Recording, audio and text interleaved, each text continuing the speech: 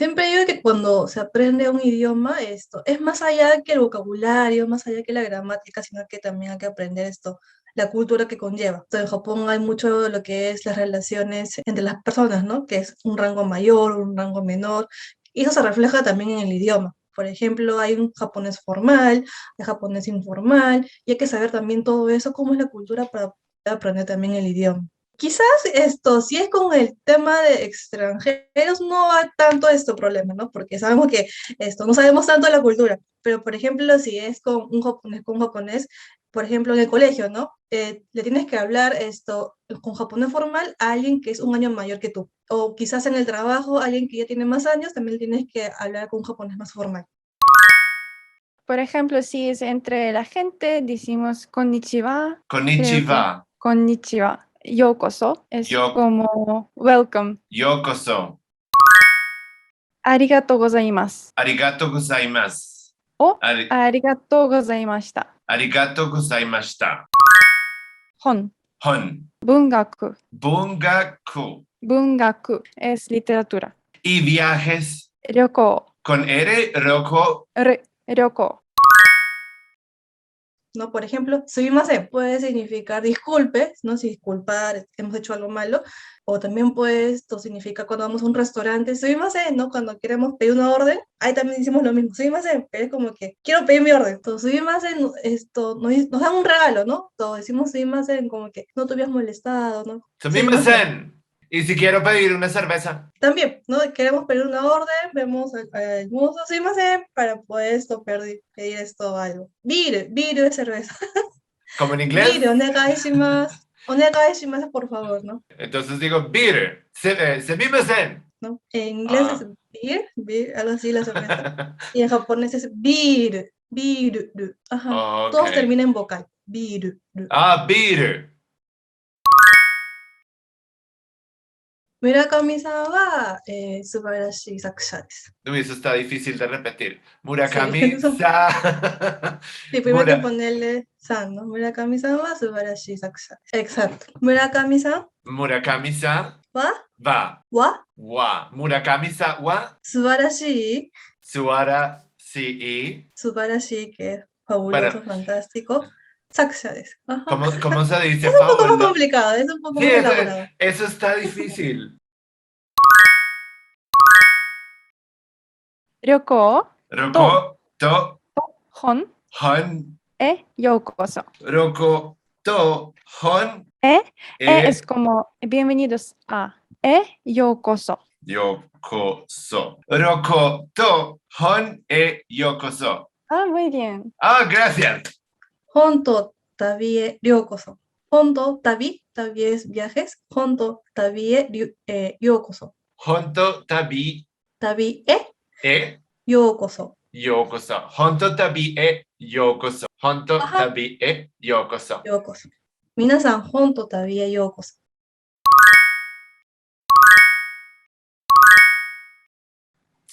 Hola a toda la gente que nos está viendo. Mi nombre es Sergio Enciso. Bienvenidos otra vez a un episodio nuevo de Viajes y Libros. Hoy estoy con una amiga supremamente recomendada que se llama Alejandra Tapia. Alejandra es maestra en estudios de Japón e hizo estudios de literatura inglesa en México y la verdad es que estoy muy emocionado por tenerla aquí hablando en este episodio sobre Japón. Bienvenida, Alejandra. ¿Cómo estás? Bien, gracias. Muchas gracias también por tu invitación.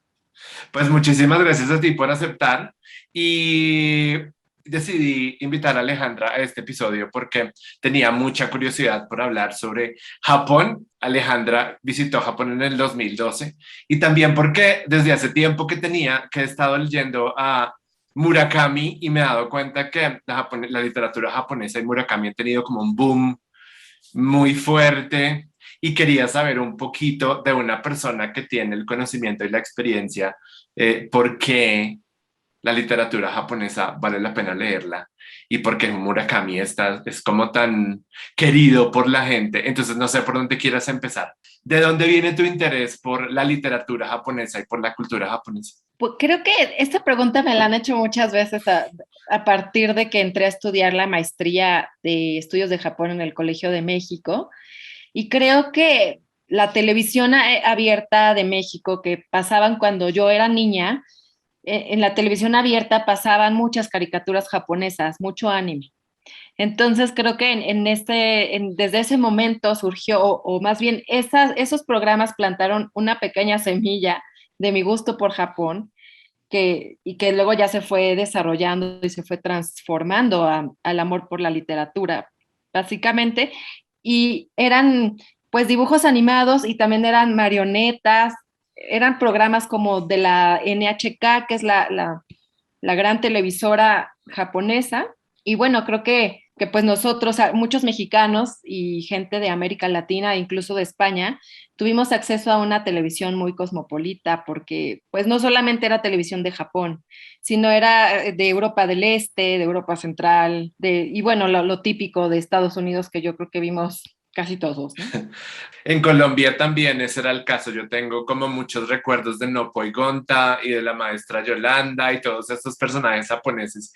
Y uno no se da cuenta eso cuánto de influencia puede tener en uno, si no está mucho tiempo después. Recordé a Jiro Taniguchi. No sé si tú conoces a Jiro Taniguchi. No. Me acabo de acordarlo porque cuando empezó la pandemia y aquí nos tuvimos que quedar encerrados, empecé a leer unos libros de Jiro Taniguchi que tienen mucho que ver con el asunto de caminar. Y entonces, pues son fascinantes porque eran como estos recorridos de esta persona que salía a ver los árboles y todo es novela gráfica, es súper lindo. Pues es una recomendación así como al aire, pero entonces, cuéntame sobre tu viaje a Japón. Pues voy a leer a Taniguchi, me interesa muchísimo toda esta parte que comentas de la caminata. Bueno, pues el viaje que yo hice a Japón fue un viaje de estudios. Básicamente estuvo financiado por la Fundación Japón Tokio, que pues y surgió a raíz de mi estudio, de la maestría. Fui con todos mis compañeros de generación, que éramos 6. Y bueno, pues llegamos y ha sido de los viajes, o el viaje más bonito que he hecho en mi vida, a pesar de que pues como todo lo humano hubo cosas malas y hubo conflictos, etcétera. Fue un viaje muy bonito. ¿Y a qué ciudad exactamente de Japón fuiste? ¿O estuviste por todo el país? Estuve casi por todo el país. Wow. Muy al norte y muy al sur fue algo que ya no pudimos conocer y obviamente llegamos a Narita, que ahí es donde se toma el tren para llegar a Tokio. Es Narita con N. Pero no es esto. Una pizzería. No es una pizzería, siempre pasa esto con el Google Maps. ¿Y tú fuiste a estudiar japonés o a estudiar literatura? Fue un viaje en el que íbamos a recabar material para nuestras tesis de maestría. Y solamente duró un mes, pero fue un mes muy buen aprovechado porque la maestra que nos llevó, la doctora Satomi Miura, hizo un viaje de manera que abarcaba todos los intereses de nuestra generación. Y como algunas de nuestras compañeras estaban interesadas en el budismo, bueno, una de mis compañeras, Miriam Constantino, fuimos a muchos templos, no solo del budismo, sino también de la religión originaria de Japón, que es el shintoísmo. Entonces, conocimos muchos templos shintoístas, budistas, y gran parte de nuestro viaje fue recorrer o ir a sitios históricos con templos muy importantes. ¿Y sobre qué era tu tesis de maestría? ¿Sobre qué estudiaste o sobre qué recopilaste información en Japón? Sobre el tema de la muerte en Haruki Murakami. Yo tengo o sea, me da la impresión de que para los japoneses la muerte es muy importante y es como omnipresente, como en un sentido distinto que México, pero también es muy importante, está en todos lados y la relación con la muerte o lo muerto o los rituales alrededor de la muerte es muy estrecha y cotidiana totalmente. ¿O cómo pensarías tú que en Japón es diferente a esa relación con la muerte en Latinoamérica? Creo que en México está como más relacionado con la festividad y con el juego. Y en Japón es distinto, en el sentido de que la relación que se plantea es como más ritual y más de continuidad con los lazos entre los vivos y los muertos. Acá en México también, pero está como llena de fiesta, de alegría. En Japón, aquí tenemos, en México tenemos el Día de Muertos del 1 y el 2 de noviembre, y el 1 se festeja a los niños fallecidos y el 2 de noviembre a los adultos fallecidos. Y en Japón también tienen una festividad que se llama el Obon, donde también en el altar de los muertos, bueno, dedicado a los muertos, se pone comida, y también ponen en cuerpos de agua, ya sean ríos o el mar, unas lámparas. Es hermoso como se ve, y el Obon puede durar varios días. Y acá, bueno, dura 2. ¿Y cómo llegaste tú o por qué te interesó ese tema de la muerte específicamente en Murakami? Bueno, creo que la muerte es una de las cuestiones como más importantes de la vida, ¿no? En general, yo tenía un interés en la muerte más allá del tratamiento que le haya dado a Murakami. Pero como me di cuenta de que para Murakami la muerte es muy importante, y que no está relacionada con la manera en que los seres humanos comunes y corrientes nos morimos, sino que están como relacionadas con un entramado simbólico muy específico, y hay muchas muertes además, son muy numerosas. Entonces creo que eso fue lo que causó mi interés, ¿no? ¿Por qué hay tanta muerte y por qué las muertes no corresponden al desgaste físico o a la enfermedad como sucede al grueso de la población del mundo? Bueno, entonces empecemos a hablar de Murakami. Yo tenía la idea de que tú habías leído a Murakami, pero no sabía exactamente que tu tesis de la maestría estaba relacionada con él. ¿Cómo llegaste a Murakami? ¿Por qué Murakami? Hace muchos años yo trabajaba como redactora publicitaria en una empresa pequeña, y una amiga mía que se llama Alicia López estaba inscrita en un taller literario en donde para escribir primero se leían las obras de grandes maestros de la literatura. El planteamiento de este tipo de lecturas era que se trata de que todas las obras que iban a leer las participantes de ese taller eran literatura pura. Y la Crónica del pájaro, que de acuerdo al mundo de Murakami, estaba considerada por ese profesor como literatura pura.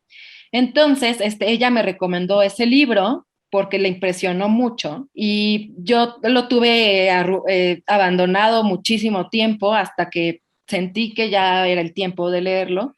Y me impresionó muchísimo este libro en términos de la libertad creativa. Por ejemplo, quizá en Occidente o en los márgenes de Occidente estamos como muy acostumbrados a que muchas cosas o cuando construimos una trama, todo tiene que tener una razón de ser en la medida de lo posible. Y en Murakami, por ejemplo, él crea muchos elementos de la trama o símbolos que no tienen mayor trascendencia, que podemos interpretar que son parte de la atmósfera que él crea. Pero este tipo de libertad creativa que podemos ver en otros escritores japoneses fue lo que más me impresionó. Y yo pensé que ahí estaba la literatura del futuro. Hace muchos años que yo lo leí y dije, aquí está el futuro de la literatura. En Japón es tan apreciado Murakami como en Occidente. Ayer estaba escuchando uno de los podcasts de New Yorker, no sé si los has escuchado, que tienen un podcast que es sobre ficción, y entonces hay un autor, lee uno de los cuentos y luego lo comentan. Terminé con la impresión que tengo es que Murakami es como muy juzgado en Japón, pero es muy amado en el resto del mundo. Sí, sí, por supuesto. El canon de la literatura japonesa o el grupitito de hombres que son los que ostentan la literatura canónica en Japón, dicen que Murakami escribe para los extranjeros y para los gustos pasajeros de la gente joven. Y de hecho, o sea, incluso fuera de Japón hay como círculos de gente que también lo desprecia porque piensan que es literatura popular, que no tiene mayor trascendencia, etcétera. O sea, creo que hay mucho en el aire, pues, hay muchas opiniones de que Murakami hace literatura basura, ¿no? Comercial, nada, y que no tiene mayor trascendencia. Por supuesto que la hay, pero afortunadamente hay otro grupo de personas que lo estudiamos, y no solamente en México, ¿no? Sino también en Asia hay grupos de estudio que se dedican a Murakami, hay congresos, hay coloquios.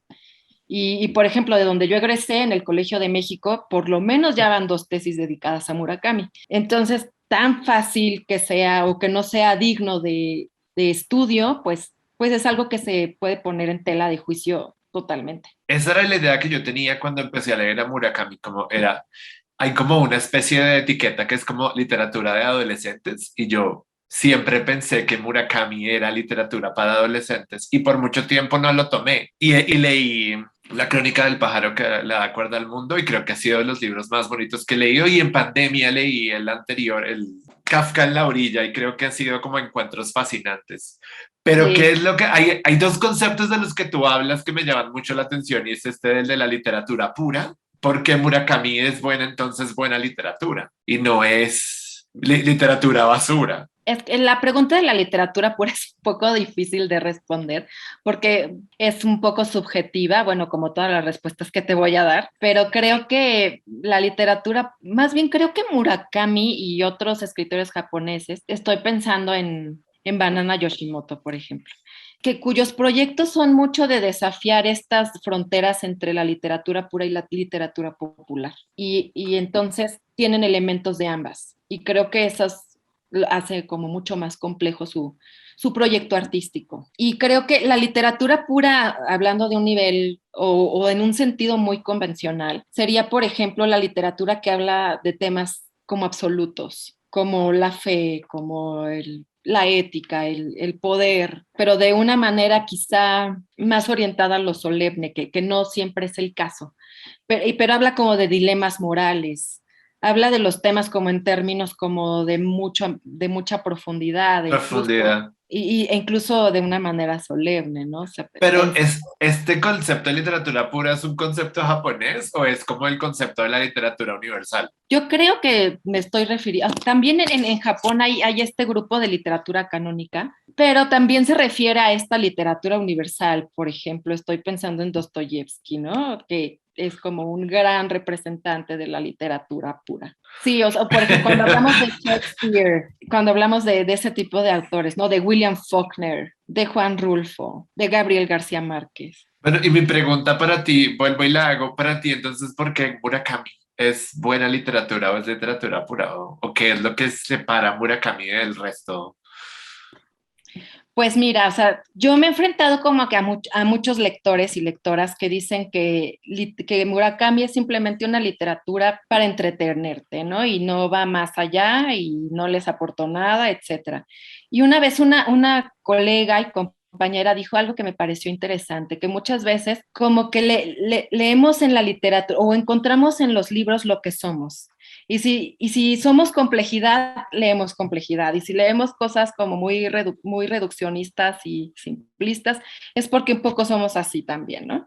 Entonces creo que Murakami sí en efecto tiene expresiones que podríamos acercar mucho más a la cultura popular, como este libro de Tokyo Blues, que es un melodrama que tiene una estructura muy sencilla, pero también incluye muchos símbolos de la fantasmagoria que ha como marcado el estilo de Murakami, como estos seres fantasmales y estos adultos que están atrapados en el pasado a nivel psíquico, todas estas marcas como de identidad. A mí, por ejemplo, en una novela como La Crónica de que da cuerda al mundo, por ejemplo, creo que es muy interesante esta este planteamiento del otro mundo de Murakami, que es el laberinto que está abajo del pozo y que es un hotel, o por ejemplo en Kafka en la orilla que tú mencionas, hay una referencia a un bosque que cuidan dos soldados de la Segunda Guerra Mundial que se sugiere que son fantasmas, aunque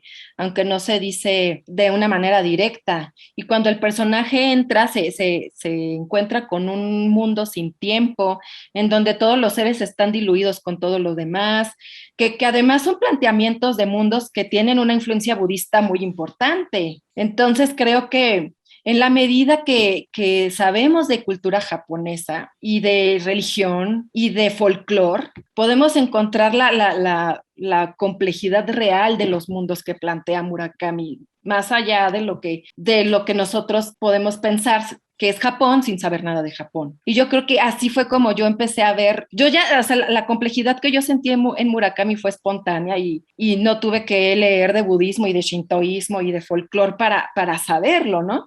Pero cuando empecé a hacerlo y empecé a leer más para mi tesis, me di cuenta de que Murakami en realidad no solo sabe muchísimo de música y de cultura popular, sino que también sabe mucho de folclore, sabe mucho de religión, de verdad es muy impresionante.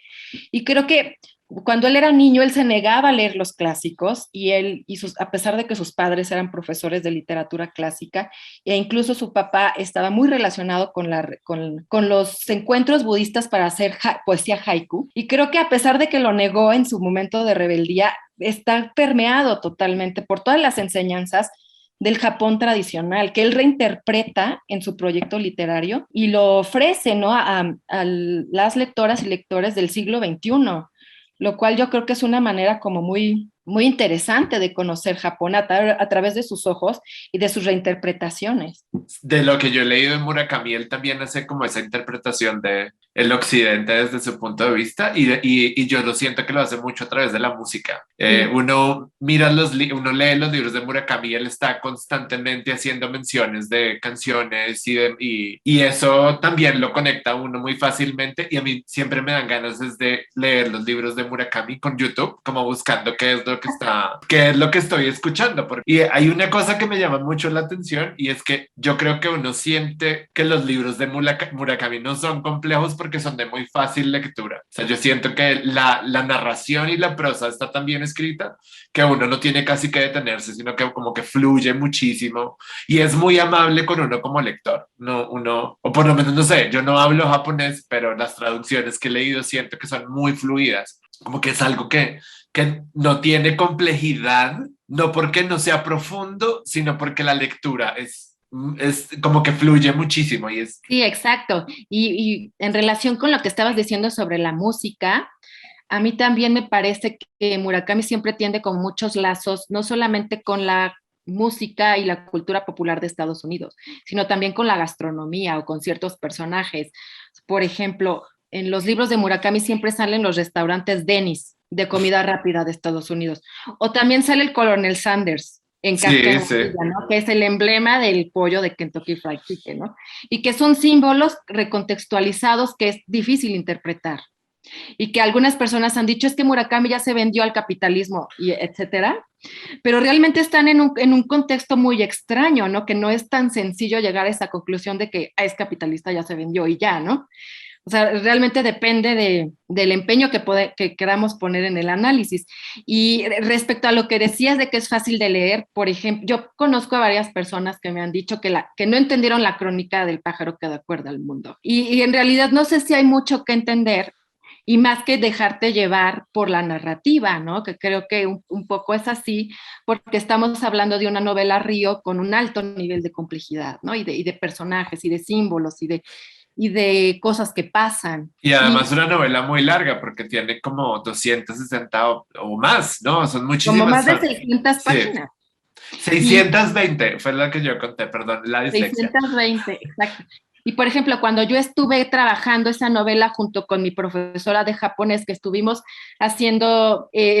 confrontando la novela en japonés con la novela en español, yo me quedé como, ella me dijo, es que la novela en español es mucho más definida y es mucho más nítida que en el japonés era más onírica. Y si nos ponemos, o si recordamos la crónica, tiene muchos aspectos en donde no sabemos qué es real, no sabemos qué es irreal y no sabemos qué personaje salió del otro mundo, y todas las fronteras están como desvanecidas, ¿no? Entre lo real y lo irreal, y me quedé como fascinada con la idea de que en el original japonés fuera todavía más desvanecida esta sensación de la realidad y de los diferentes niveles narrativos y diegéticos, ¿no? Fue muy interesante. Estaba pensando en el podcast que escuché ayer sobre, leyeron el mono de Shinagawa's Monkey. Sí. Y entonces la pregunta que se hacían era ¿por qué un mono? ¿Por qué Murakami habría escogido este mono para que fuera un mono, el personaje principal que se roba parte de los nombres de las mujeres de las que se enamora? Y la respuesta nunca llegaba, o sea, no había como una especie de asidero real, simbólico del mono en la cultura japonesa occidental, y eso me parecía fascinante, el hecho de que tal vez uno no va a llegar a esas respuestas de interpretación que está buscando, y eso también es lo que lo hace fascinante y lo que hace que uno como que no se vuelva una persona paranoica buscando lo que está detrás de toda la novela. Pues es que un poco es como nos pasa en la vida, ¿no? Yo creo que muchas cosas no tienen explicación Y creo que lo mismo pasa en las novelas de Murakami. Es como, ¿por qué no un mono va a robar nombres de mujeres y va a estar acompañado por el nombre de un distrito en Japón, en Tokio, perdón, que se llama Shinagawa? Es como Murakami se mueve tal vez en el por qué no hacer esto y más allá de justificar sus símbolos, muchas veces él propone símbolos abiertos que los podemos interpretar pues con base en la subjetividad de cada quien. Bueno, y te hago otra pregunta y es, bueno, tú dijiste que habías ido a Japón a hacer recopilación. ¿Hay lugares que tú visitaste que tuviera, o sea, hiciste como una especie de recorrido de lugares que tuvieran que ver con Murakami o con la muerte o cómo fue un poquito como ese viaje? Fui sobre todo al barrio de Akasaka. Me acuerdo mucho de ese barrio, que es un barrio donde está la embajada de México en Japón. Y justo ahí es donde se encuentra con un personaje en la crónica del pájaro que da cuerda al mundo, que se llama, sin mal no recuerdo, se llama María Akasaka, que es la que lo lleva a un lugar en donde él toca o bueno, sí, como que toca a mujeres que me parece que tienen baja energía, etcétera, y él como que les puede restablecer la energía e incluso el sentido de la vida. Hay un barrio que es muy importante en la literatura de Murakami e incluso de varios escritores japoneses, que es Setagaya, que es un barrio. Setagaya, bueno, justamente en Setagaya es donde vive el protagonista de la crónica del pájaro que da vuelta al mundo, y allí también está la casa más importante de esta novela, que es la Casa de la Horca, que es donde... ¿y existe? No sé.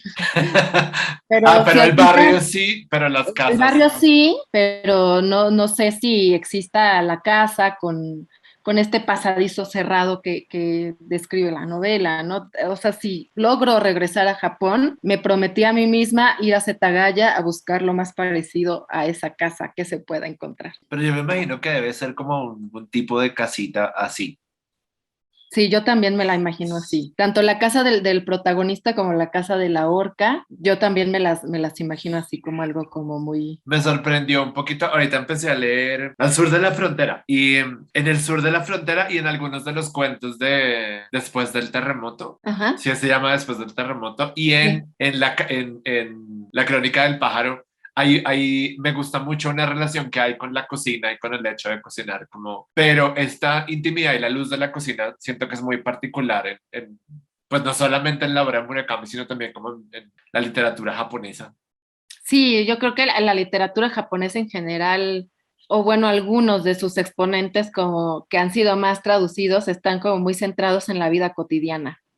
Y por eso podemos ver cómo cocinan, cómo hacen la compra, cómo viven la lluvia, cómo viven el calor intenso del verano, cómo miran los paisajes.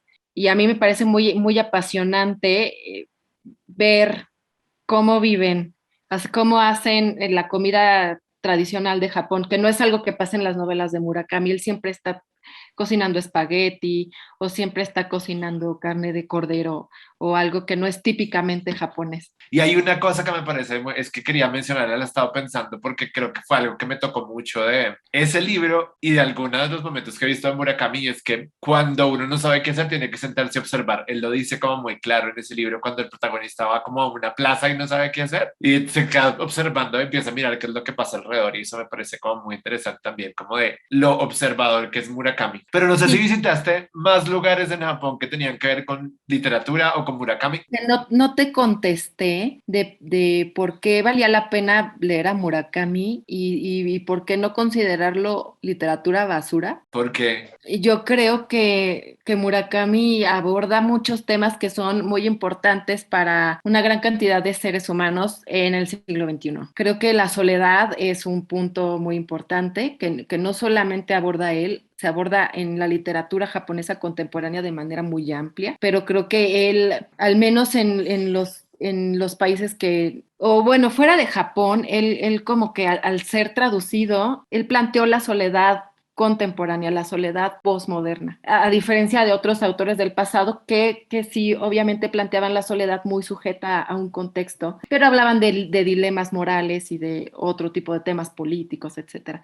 Él habla mucho de la soledad y de la dificultad que tenemos las personas en el siglo XXI de establecer relaciones interpersonales sólidas. Creo que se habla mucho de las dificultades de los vínculos, de las dificultades de conocer a la otra persona a la que amamos o incluso a nuestros familiares, ¿no? Y creo que eso ha resonado en muchas personas, en esta soledad que sentimos, en esta incapacidad de establecer vínculos sólidos y duraderos. Creo que allí está como que el punto de identificación de por qué tantas personas están cautivadas por su literatura, y también yo creo que en muchos sentidos es que cada vez nuestro mundo es más incomprensible, y creo que en su literatura con esta subversión del mundo real y el mundo irreal, creo que queda como muy claro que estamos enfrentándonos a un universo que no podemos comprender, y creo que eso también queda muy claro en su propuesta artística. Y siento mucho que él trata también el abandono muy seguido. Exacto. El hecho de que los personajes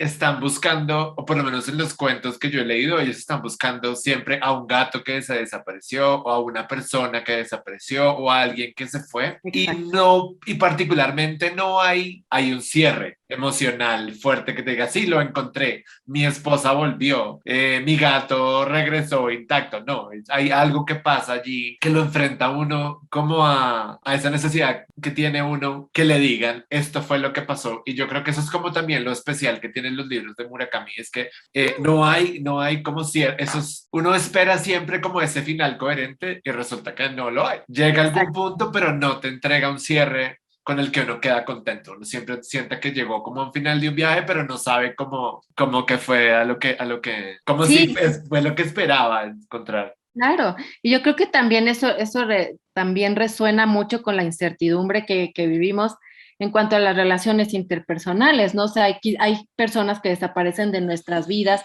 no sabemos por qué, nunca cerraron con nosotros, nunca nos dijeron por qué desaparecieron, y creo que en ese sentido también Murakami o sea, la propuesta de Murakami puede resonar en muchos de nosotros.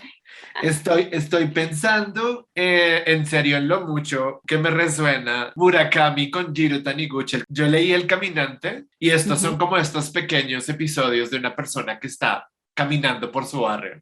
Entonces llega a algunos sitios y se ve un árbol y empieza como a contar estas cosas, encuentra un perro, pero no le está contando a uno como una gran historia, sino que la belleza de Jiro Taniguchi está en los dibujos y ha escrito muchísimos y tiene unas novelas gráficas bellísimas, y tiene una colección que se llama Barrio Lejano, que es sobre un señor que se devuelve a su niñez, pero siempre tiene la pregunta de qué fue lo que pasó con su papá. Su papá desapareció y entonces siempre está como buscando esta respuesta, que es qué pasó con su papá. ¿Dónde está? Tienen finales muy bonitos. Este tiene final muy bonito. Tengo por ahí otros que quiero leer, pero siento que ahí hay una cosa, esta relación como muy con los espacios cotidianos, la calle, la sala, el verano, el sol, pero también como con esta idea de encontrar respuestas. Esta como relación con lo fantasmal que puede ser nuestro mundo, ¿no? Está como también muy, muy presente en la obra de Murakami, ¿no? Lo que está y no está, lo que no se dice, lo que queda en las sombras, lo que queda perdido para siempre. Creo que es parte muy importante de su proyecto. Y hasta donde yo sé, hay solamente una obra que tiene un final feliz y cerrado en Murakami. Todas las demás son finales abiertos y finales que dejan a los lectores y las lectoras preguntándose qué pasó. Y es el de IQ 84. Bueno, no sé si tú quieres contarme si hay algún lugar, por ejemplo, del que tú me quieras hablar en Japón. Sí, pero no tiene mucho que ver con Murakami. Es el Monte Koya. ¿Por qué te impresionó? Bueno, es un lugar en donde es muy difícil llegar. Nosotros tuvimos que llegar a la ciudad de Osaka y después tomamos un tren y después tomamos un teleférico y llegamos ahí. Es un lugar que está lleno de templos budistas y shintoístas también, no hay nada más, es un lugar es un sitio donde la gente va, es un sitio de peregrinación y ahí por ahí hay un cementerio, el cementerio simbólico más importante de Japón, que es Okuno-in.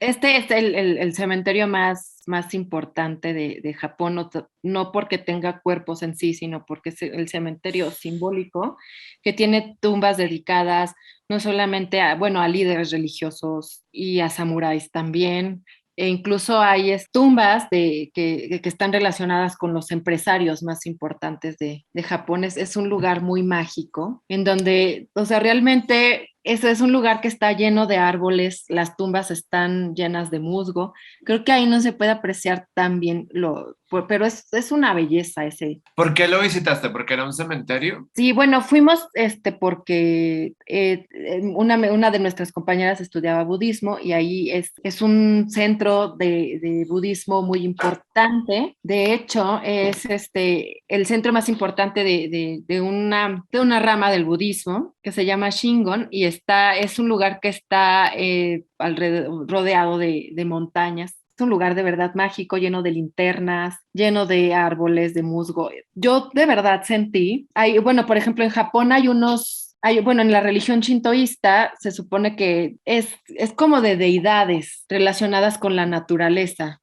Por ejemplo, la diosa más importante del shintoísmo es Amaterasu, que es la diosa del sol. Pero también hay dioses del mar, dioses del río, o deidades del río, deidades del fuego, deidades de toda la naturaleza, ¿no? No es una religión que podamos decir institucionalizada, como cualquier otra que conozcamos en Occidente, como el catolicismo o el islam o el judaísmo. Es una religión que no tiene un libro, por ejemplo, como la Biblia o como el Corán, pero sí hay prácticas religiosas asociadas al shintoísmo.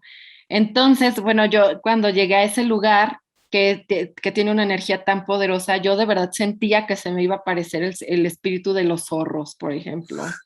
O el espíritu de los búhos. Es un lugar muy, muy, muy, muy especial. No puede uno pasar por un lugar así y no pensar en el viaje de Chihiro. De hecho, bueno, un profesor uno de nuestros profesores del Colegio de México de Religión dice que en el shintoísmo se plantea la idea de que cuando ves un paisaje de la naturaleza y te conmueve, es porque ahí están los dioses. Y en Japón eso pasa muy seguido. O sea, por ejemplo, hay templos en Nara que están llenos de venados, porque ahí viven los venados. Y yo fui en otoño, donde todos los árboles son amarillos. Entonces, bueno, si puedes, si quieres, te puedo compartir una foto donde están todos los venados pastando entre las hojas amarillas. Es una visión como de un sueño totalmente. Y parece que a veces parece como si Japón fuera el escenario perfecto para las fotografías, muchas veces. Y en este lugar está como el mausoleo del fundador del Monte Koya, pero como los ríos son sagrados en Japón, porque también representan la frontera entre este mundo y el otro mundo. Entonces, una vez el mausoleo está pasando el río, y una vez que pasas el río, ya no se puede tomar fotografías porque es un lugar sagrado. Entonces, en este mausoleo había como muchas esculturas muy pequeñas de Budas que representaban las donaciones de cada una de las personas que había donado dinero al Monte Koya o al cementerio de Okuno-in más bien. Y creo que ahí, y ahí abajo, bueno, te bajan a un sótano donde está un monje budista meditando de espaldas. Y de verdad que yo nunca había sentido tal energía en mi vida. Era una energía muy, muy impresionante, que estaba un monje detrás, había un cristal y había una reliquia que todas las personas estaban tocando. Pero yo no me atrevía a tocar la reliquia por tonta, pero mi amiga que sí la tocó me dijo que también sintió mucha, mucha energía. Bueno, se dicen en algunos libros que las personas tenemos como experiencias trascendentes, ¿no? En el sentido de que tenemos momentos muy místicos. Y creo que yo sentí ahí que he tenido contacto con el mundo espiritual. Realmente no lo podría articular tan bien, porque es algo muy sentido, pero sí, ahí es un lugar muy impresionante y con una energía muy especial, muy densa. No te podría decir si positiva o negativa, pero sí es muy densa. Pero justamente es esta parte de los límites, ¿no? Que también plantea Murakami en su literatura, pero creo que también lo podemos vivir un poco en el mundo fenoménico en lugares como este, en donde realmente no hay frontera entre el mundo espiritual y el mundo aparentemente real. Yo creo que en lugares como estos se mezclan, se difuminan los límites. ¿Y en México o en otros lugares has encontrado como estos lugares donde se difumina esa frontera? No. ¿O es una cosa que tú piensas que es en Japón? Yo creo que es algo de ese lugar en especial y de verdad que no es algo pensado, es algo sentido totalmente, es algo espontáneo lo que yo sentí, porque ni siquiera te podría decir que soy una persona religiosa, porque no lo soy, pero fue algo como que me conecté muchísimo con la energía de ese lugar, que era muy impresionante. Y también pues tiene que ver mucho con mi tema de investigación, que es la muerte, ¿no? Es un cementerio con una energía muy especial, donde los árboles son tan altos que no puedes ver el cielo en algunas partes de Okunoin. Pero entonces cuéntame un poquito sobre qué encontraste tú sobre la muerte con tu tesis y al conocer Japón. Creo que de las cosas que me gustaron más de lo que encontré de mis hallazgos fue una tesis que hizo una académica hace pues muchos años, en la década de los 70, y que yo encontré en la Universidad de Waseda, que está en Tokio, y que a propósito ahí estudió Murakami, en la Universidad de Waseda. Ahí encontré una tesis en donde una investigadora trazó como la genealogía de cómo se había interpretado la muerte en Japón desde la prehistoria, estaba muy centrada en la prehistoria. Y me acuerdo mucho que, y bueno, en esa tesis y en otros textos de historia, pude investigar o pude leer más bien que desde la prehistoria los japoneses enterraban a sus animales domésticos y a las personas del mismo núcleo muy cerca de la casa. Entonces siempre la muerte ha estado dentro del espacio que podríamos llamar como privado, y que siempre ha sido parte de la vida. Y bueno, suena un poco extremo trazar una continuidad desde la prehistoria hasta el presente, pero bueno, si me permiten el atrevimiento, todavía la muerte sigue siendo parte de lo muy íntimo en Japón. No es como en otros países en donde hay un cementerio que incluso está en las afueras de la ciudad, pensemos en lugares estadounidenses, sino que aquí los muertos tienen una presencia muy importante mediante los altares budistas, por ejemplo, que están en las casas, que son parte de lo cotidiano. Entonces creo que eso fue como que lo más significativo para mí. Y bueno, en la Universidad de Waseda, Murakami ya inauguró o está por inaugurar un acervo de sus obras, de los bocetos de sus obras, y con material, incluso creo que discográfico, relacionado también con sus novelas, porque él tiene una colección enorme de viniles de jazz. Entonces, bueno, como yo creo que ya siente que se acerca un poco a la muerte, inauguró este espacio en Waseda para sus alumnos, bueno, los alumnos de esta universidad como buen egresado. Y de esta universidad han egresado pues muchas personalidades de Japón, o sea, no solo del mundo de la literatura, sino también de la moda. Sí, es muy bonita. Y Amaterasu, la deidad del sol, me lo permite, voy a regresar. Es que siento que eso es muy contrario, no sé cómo sucede en México, pero efectivamente en Colombia los muertos no tienen espacio. En México creo que sí en un punto del año sucede, pero en Colombia los muertos no tienen ningún espacio en la sala, en la casa, en la habitación, eso se mantiene por fuera. Y el único lugar que tienen los muertos es el de las fotografías. Sí. Y ese lugar a veces también es vetado, uno como que esconde las fotos de las personas muertas Sí, bueno, solo quería mencionar algo de la muerte, digo, por si lo quieres incluir o no, pero es que pues es un tema tan complejo y que tiene tantas bifurcaciones. Creo que a veces el pensamiento japonés, e incluso, sí, particularmente el japonés, como que puede parecer contradictorio, pero creo que en sí muchos japoneses y japonesas como que no les causa tanto conflicto la contradicción. Y lo digo porque por esta parte de que los muertos son parte de la vida. Y por ejemplo, cuando el budismo llegó a Japón, los monjes budistas recién llegados de China, porque allá estudiaron, se vieron obligados a a desarrollar una serie de rituales que tenían que ver con la muerte, que en el budismo continental no existía, porque te morías y ya, o te convertías en un bodhisattva o te convertías en un ser inferior, pero no había gran problemática en torno a la muerte, y cuando llegan a Japón se ven obligados a desarrollar un montón de teorías y de rituales alrededor de la muerte.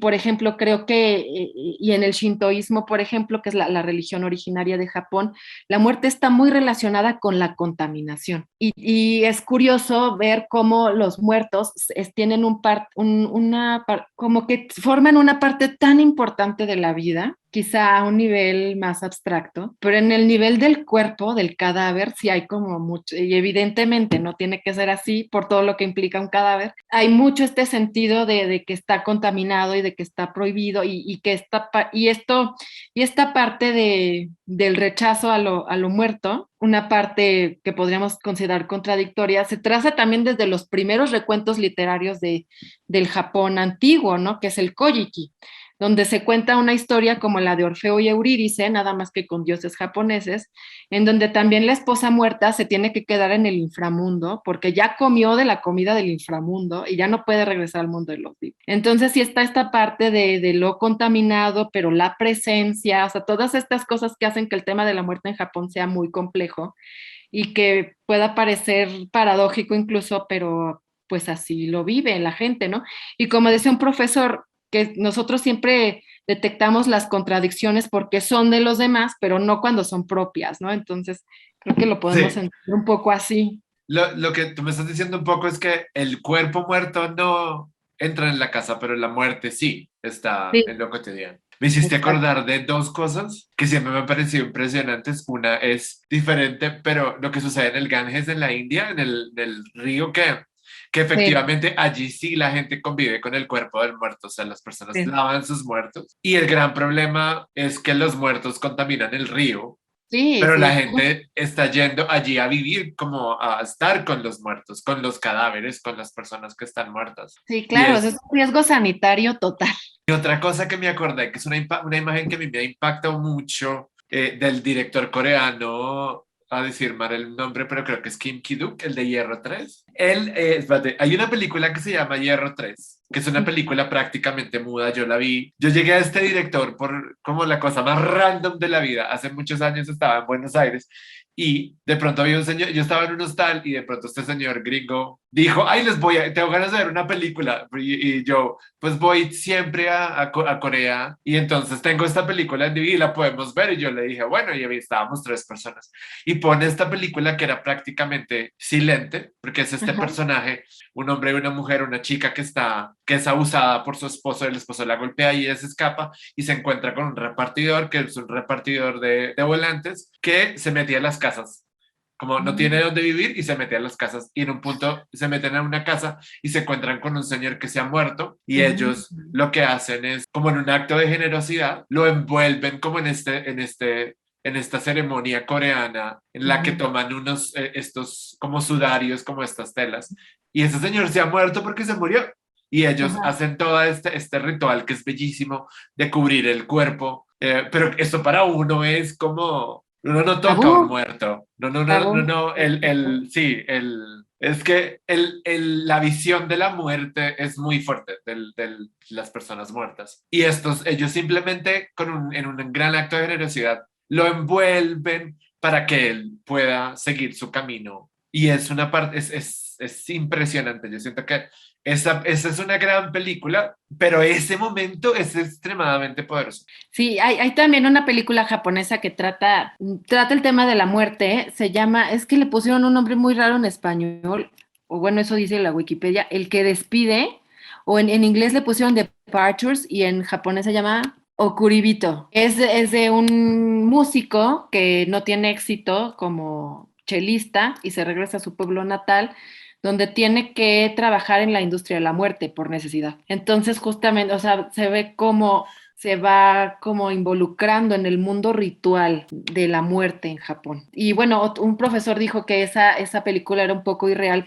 justamente por el contacto que tú dices con el cuerpo y que en Japón está muy relacionado con la impureza y la contaminación. Pero en esa película sí es el contacto como muy cercano con el cadáver y las implicaciones simbólicas y sociales, que toda esta relación de la vida con la muerte.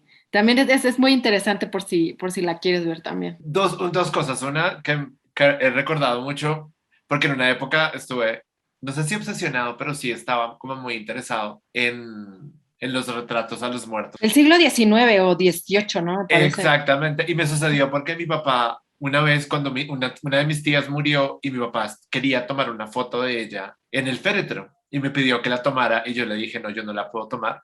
Yo no voy a tomar esa foto jamás y él sí la tomó, pero para él era una forma de recordar a su ser querido, a mi tía. Pero para mí fue algo que fue extremadamente, no lo iba a hacer yo, para mí la respuesta a eso de tomarle una fotografía a los muertos era no. Entonces yo a partir de eso me hice un cuestionamiento sobre esa relación con los muertos y ahora creo que podría revisitarlo con la pandemia. Y la otra es una pregunta que te quería hacer sobre otro autor, pensando en la idea de Murakami como un autor japonés que se acerca al occidente, pero tal vez quería saber tú qué opinabas sobre este autor inglés que es japonés, pero cuando no lo lees mucho más japonés. Kazuo Ishiguro.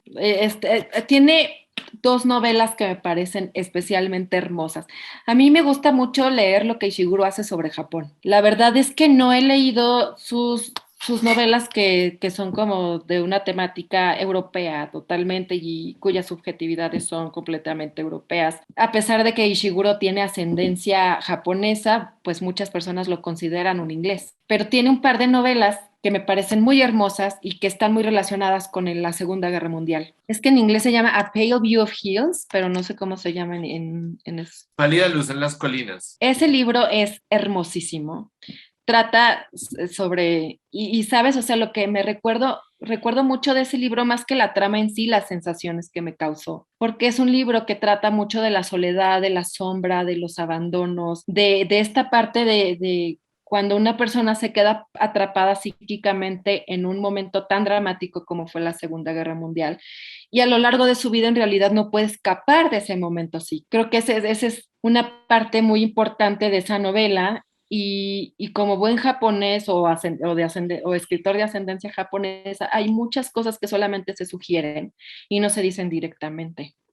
Y creo que logra muy bien representar un personaje femenino y su relación con su hija.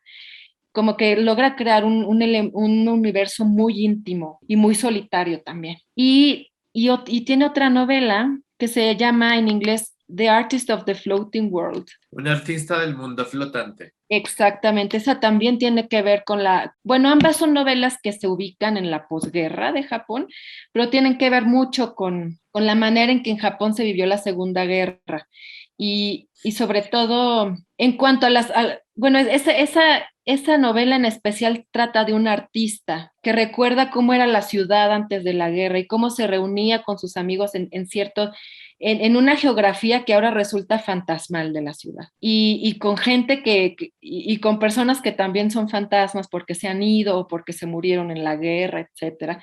Y es un hombre que ahora está lidiando con la manera de darle continuidad a las vidas de sus hijos y de manera respetable, que ahora pues que cada vez es menos vigente en Japón, porque antes, por ejemplo, cuando una mujer se iba a casar, los padres del novio investigaban a la mujer y a la familia de la mujer para ver si ella misma y sus padres y su familia y sus antepasados eran respetables. Y ahora ya evidentemente esas prácticas ya están cayendo en desuso, pero habla mucho de las culpas y de los pendientes y de lo que se hizo en la guerra y se arrepiente, pero nunca sabemos qué es. Entonces es muy interesante en Ishiguro todo lo que no se dice. Pero esas son novelas sobre Japón. Sí. Es que la verdad es que no las he leído. Yo leí Nunca me abandones, que la película está en Netflix. Me gustó mucho. Todo el tema del libro es muy interesante porque los personajes son como personas que son criadas para la donación de órganos. Entonces es como, wow. Y El gigante enterrado. pero esta Ah. es completamente europea y además que son cosas, o sea, como que lo que he leído de él es absolutamente diferente, o sea, yo siento que es como que eran dos libros escritos por dos personas completamente diferentes, como que no había una conexión entre uno y el otro y me pareció como muy extraño. Y pues ahora me dieron ganas de leer este del artista del mundo flotante y me acordó de una película de Kurosawa, que sí es de Kurosawa, que creo que se llama como Un Domingo Especial, ¿no?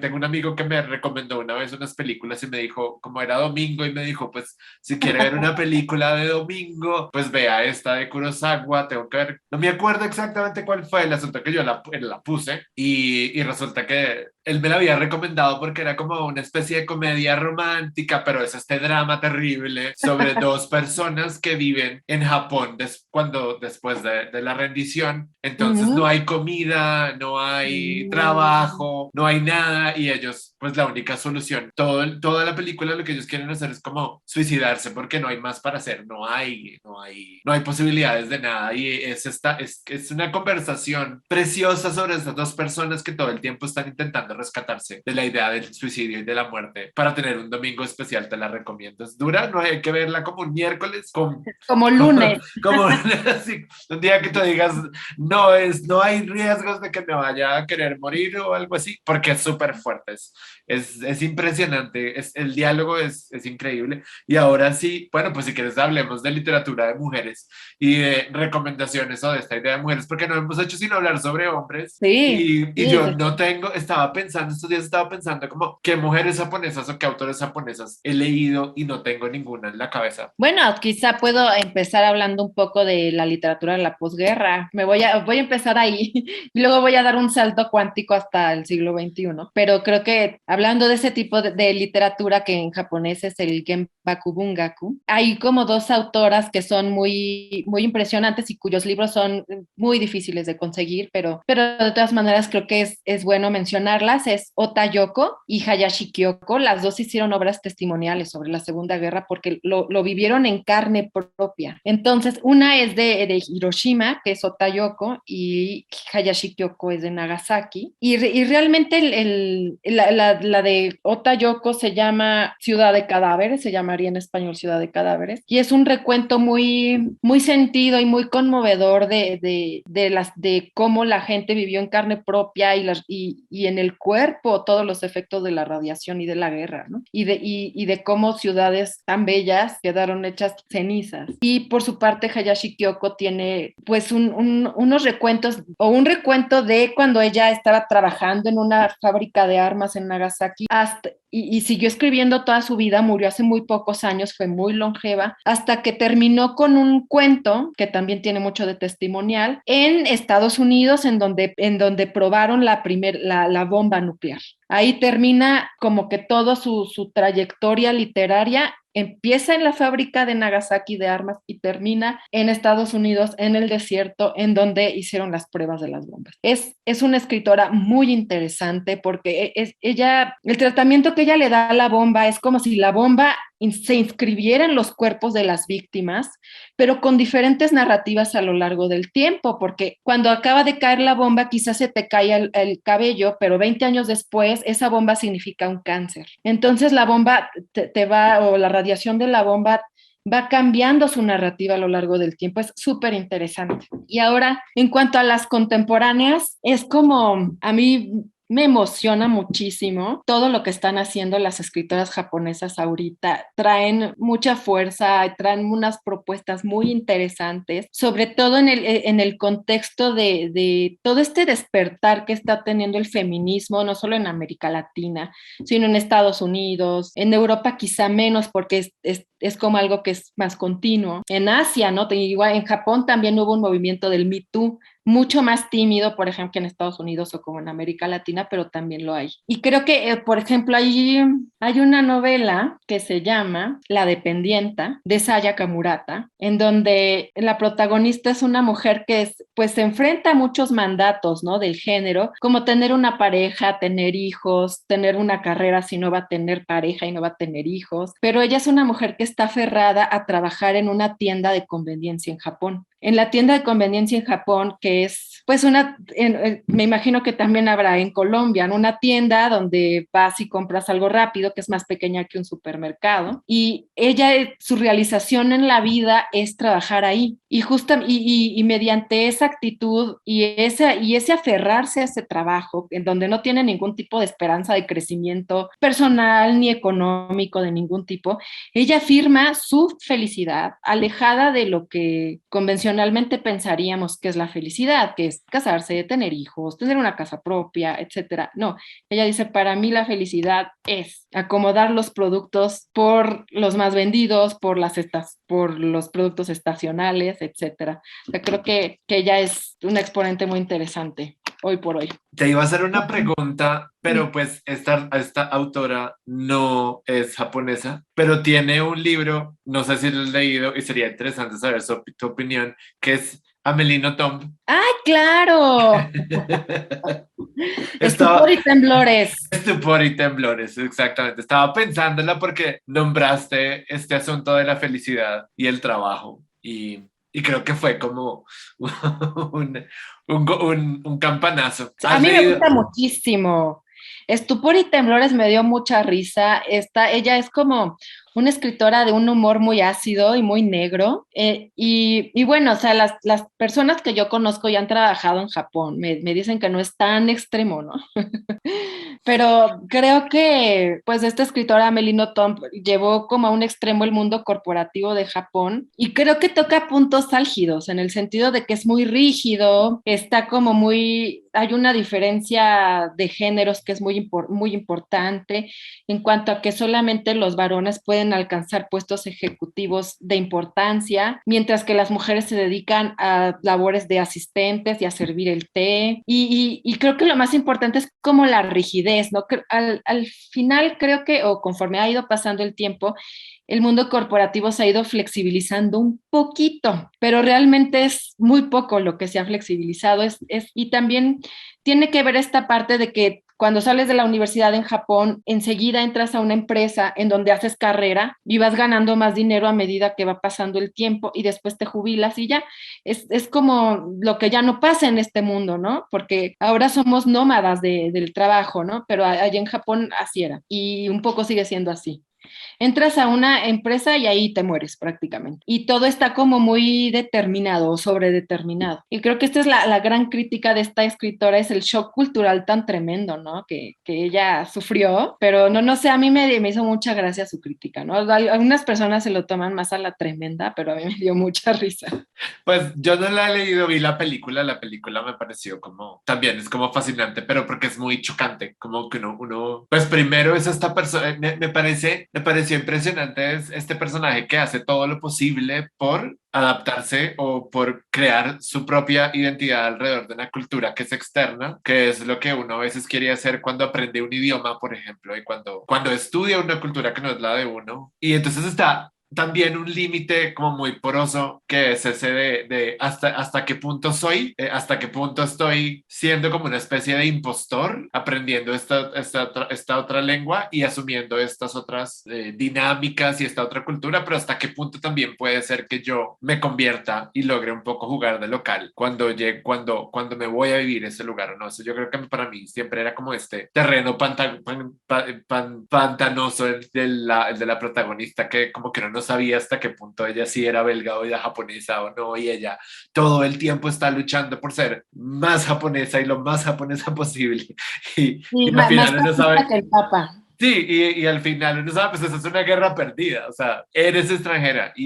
Bueno, no, pues una película que también me gusta mucho, que me ha gustado mucho, que la he visto como 8000 veces, que es The Pillow Book, de Peter Greenaway. Sí, hermosa película. Este mes he estado revisitando las películas de Greenaway y siempre me impresiona la relación tan fuerte de la pintura del Renacimiento y de la escritura y de la literatura con el cine, sobre todo porque siento que la pintura es la que siempre intenta imitar a las imágenes en movimiento, el mundo en tercera dimensión, pero Peter Greenaway se devuelve un poco, él hace imágenes en movimiento como inspiradas totalmente en la pintura, en Rembrandt, en Vermeer, y es fascinante. Y esa película también muy chocante como esta historia de los roles tan opuestos de hombres y mujeres en Japón. Y lo que me parece más fascinante es cómo esta película habla o incorpora un libro, el famoso libro de cabecera de Sei Shonagon, que se escribió en el siglo XI en Japón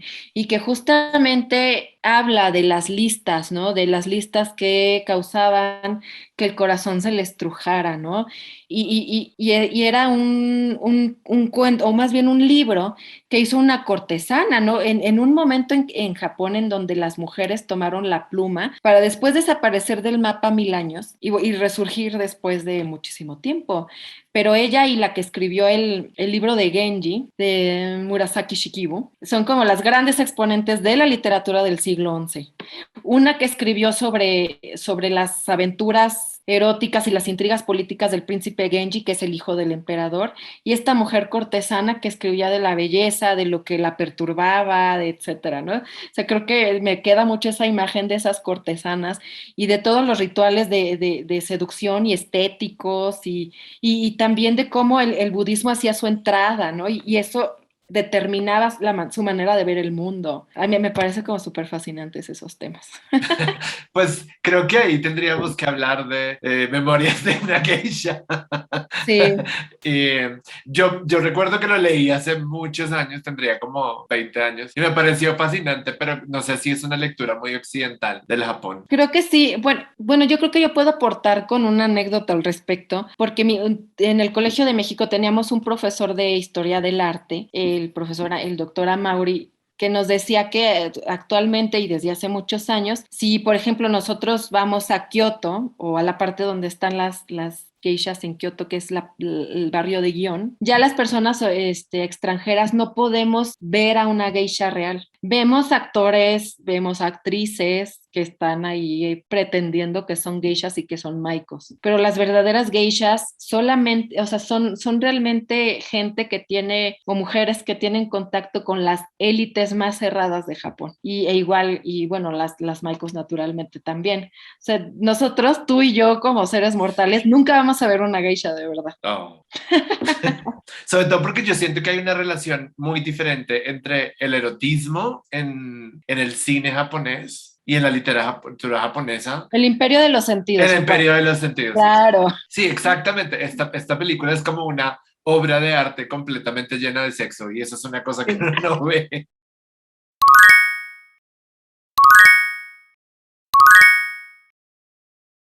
Yo de Murakami, si alguien quiere, para mí el mejor Murakami es el Murakami más desafiante en términos narrativos, en términos formales, y creo que en ese sentido yo recomendaría 3 novelas. La primera es, naturalmente, La crónica que da cuerda al mundo. Creo que es una obra interesantísima en el sentido formal y en la ejecución, evidente. Bueno, en el fondo y en la forma, o sea, temáticamente es muy interesante también la manera en que la ejecuta, pero no traten de entender nada, o sea, simplemente déjense fluir por la narrativa y por las imágenes y los sucesos, y pues ya si captan algo, pues ya será bastante de gane. A mí hay una cosa que me gustó mucho de ese libro, que me acuerda mucho de otros autores que he leído, y es que hay como unas imágenes que te llevan a otras imágenes y otras imágenes, entonces uno no, como que no está esperando que la historia de este capítulo se cierre y no necesariamente esa historia va a cerrar, es como que te lleva al punto siguiente, hay algo que te conecta con lo que viene después, pero no necesariamente, es como una cadena de sucesos. ¿No? Justo, bueno, cuando mencionabas una frase al principio de nuestra charla sobre esta parte de quedarse sentado y observar, también hay una frase que a mí me sirvió al principio de la pandemia, ¿verdad? Porque esto se fue alargando tanto que ya no me sirvió, pero fue esta parte que el coronel Mamilla le dice, u otro personaje, o el amigo del coronel Mamilla le recomienda al protagonista, o más bien le dice que muchas veces es necesario fingir estar estar muerto. Cuando la corriente está detenida, es mejor pretender que se está muerto y esperar a que se mueva la corriente. Y creo que eso fue importante en la pandemia, ¿no? Saber quedarnos quietos y esperar a que las cosas o la energía o el mismo virus o la pandemia misma cambiara también. O sea, creo que eso me sirvió al principio. Sí. Claro, pero creo que una estrategia como de sobrevivencia fue hacerme de discursos que pudieran respaldar esos meses de locura. Y hay otra frase que es muy famosa de Kafka en la orilla, que explica algo así de que la persona que eras tú antes de la tormenta es totalmente distinta a la persona que es después que supera la tormenta, ¿no? Y creo que eso también fue una de las frases pandémicas que más estuve regurgitando durante pues este año y medio que llevamos así. Y bueno, otra de mis recomendaciones, el segundo libro que recomiendo es La Casa del Carnero Salvaje, parte de la trilogía de La Rata de Murakami. A mí me gusta mucho esta novela porque trata de un detective, que en varios sentidos es un detective metafísico, porque busca algo que no existe o algo que ya está perdido. Para mí esta novela es perfecta en su ejecución, en la manera en que esté dividida, en la resolución que no es resolución, ya lo sabemos. Entonces esta es mi segunda recomendación. Y la tercera es El fin del mundo y un despiadado país de las maravillas. Esta novela se me hace muy compleja en el sentido de que plantea dos mundos que están interrelacionados y uno es muy budista. Solamente les voy a decir así, lo voy a plantear así porque justamente habla de la disolución del ego, de la disolución del alma cuando se pasa al otro mundo. Está planteada de una manera muy interesante y creo que las tres novelas que les recomendé se podría decir que es del Murakami más de culto, porque también Murakami tiene otras expresiones, como les decía, Tokyo Blues, que también son muy ricas simbólicamente, pero que sí obedecen a estructuras como más conocidas, como es la del melodrama, ¿no? Sin abordar obras específicas, creo que les recomendaría mucho leer escritoras como Hiromi Kawakami, Mieko Kawakami, Yoko Gawa, bueno, si no han leído a Banana Yoshimoto, a Banana, y la verdad es que y si les gusta la novela negra más cruda y más feminista, Natsuko Kirino también, excelentísima novelista negra. Y la verdad es que estos últimos años me la he pasado leyendo literatura japonesa, me hace muy feliz, pero pues seguro son tantos títulos que solo recuerdo muy poquitos ahorita, pero sí, me encanta. Bueno, perfecto. Alejandra, muchísimas gracias por todas las recomendaciones. De verdad que ha sido una conversación muy edificante. Muchas gracias por tu invitación, Sergio. Espero que te haya parecido interesante esta charla. A mí me gustó mucho platicar de Murakami, de literatura japonesa y de Japón, porque es un tema que me apasiona. Y bueno, pues nos estamos viendo. Bueno, pues te agradezco muchísimo, de verdad que me quedo con muy buenas recomendaciones. A todas las personas que nos están viendo, muchísimas gracias por la compañía. Pueden seguir a Alejandra en su Instagram. Acuérdense, por favor, pues darle like a este video y de compartirlo. Muchísimas gracias a todos y espero vernos en otro episodio de Viajes y Libros. Ya.